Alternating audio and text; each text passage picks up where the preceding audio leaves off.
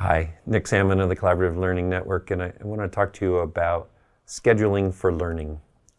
And this is really one of the most essential shifts that I'm seeing elsewhere around the world, which is how are we really organizing the day, the week, the year to support learning at a deep level.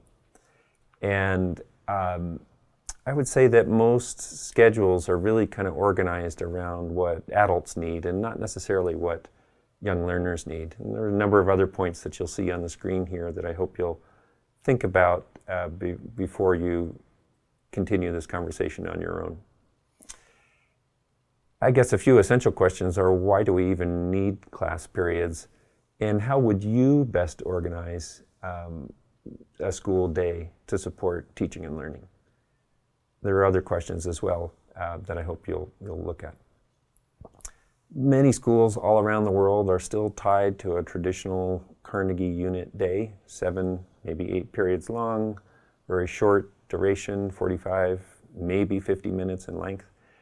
And I've illustrated here that for simplicity, lunch happens in the middle of the day, and that students kind of charge through the collection of classes day after day. It all looks very similar. It's possible, though, to interrupt that without interrupting everybody else, simply by having 2 educators who work with the same group of students 2 consecutive periods in a row.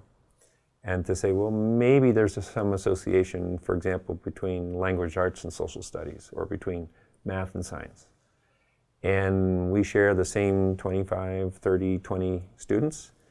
And so we can pretty much just ignore the bell and gain that extra little bit of passing period time and use it a little bit differently. And now we have the time for deep dives and for interdisciplinary project-based work.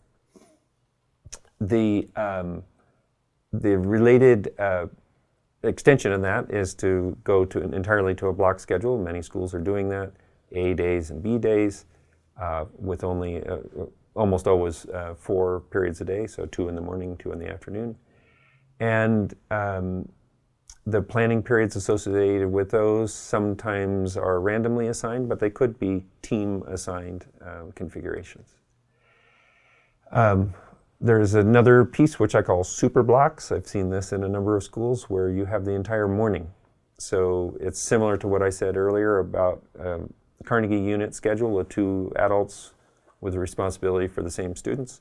So you aggregate your 2 blocks into a super block, and you now have an entire morning or afternoon to work together with a very deep dive into that work every other day.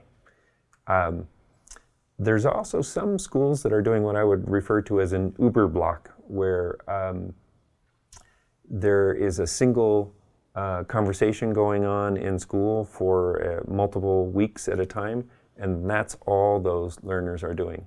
So they're doing a deep dive for multiple weeks all day long. It's not for everybody, works better in a higher education setting, but it's something to consider at least. There are districts and small schools that are integrating internships where, for example, 5 students might share a job out in the real world. And one student goes on Monday and another student goes on Tuesday, etc. And the work in the professional setting gets done, but those students are gone for an entire day, and then they return to either a traditional setting or block setting or whatever the general configuration might be.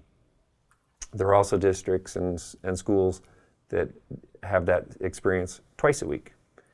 So students are gone for 40% of the time, and that opens up all kinds of planning time and consultation time, either between adults or with other students that time. The very few schools, but some, have an entirely unscheduled day. Students check in with an advisor to start the day. They work mostly independently. They work occasionally with their peers. They have some interaction with adults throughout the day, check out at the end of the day, having documented what they've done or what they expect to do the next day. And what I'm finding is that really none of these are the perfect solution for anybody, and some sort of blending of all of these elements becomes effective. And so, for example, maybe Monday is a very traditional Carnegie unit week or day, but throughout the week, greater levels of flexibility are introduced. And by the end of the week, you have a very open schedule. And then you repeat that as often as needed. And perhaps maybe that unprogrammed day only happens once a month instead of once a week.